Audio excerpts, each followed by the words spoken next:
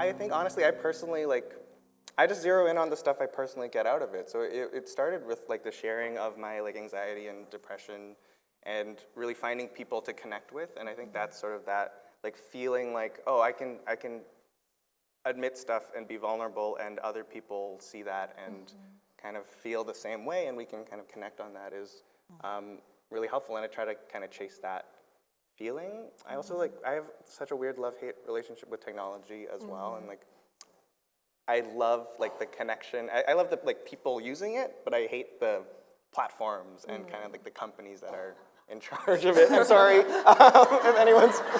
I don't hate is a strong word, but I think there are. It's tough. It's kind of that balance is tough. But I also realized like I'm writing an essay about this in my new book, but I think I learned how to be who I am through typing. Like I learned how to speak basically by being really shy at school and not talking to anyone and going home and being on MSN Messenger and like chatting with my friends all night, right? And like, and that's how I learned how to be funny, and that's how I learned how to like be thoughtful and how to hold conversations with people.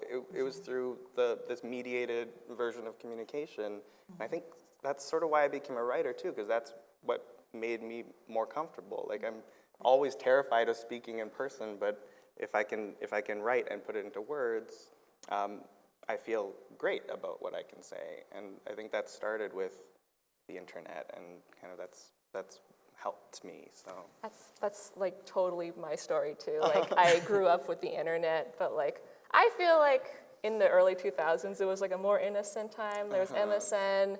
There was like DeviantArt, fanfiction.net, but that's kind of how I grew creatively. Like I was the weird shy kid in high school, but I found like this online art community, DeviantArt, where I would just start drawing fan art of like Harry Potter and like all sorts of nerdy things, and then I would post it, and people would comment, and I would follow artists that I really admired, and then I would like send them emails like, what brushes do you use in Photoshop? What programs do you use? And then I would just like that's how I fed myself creatively. Like I just found this community online, and then through that I found animation school, and through animation school I got to Pixar. So I feel like it really did start with like being weird and like finding my tribe on the internet. But now I feel like it's kind of scary and strange. But back in the old days of 2002.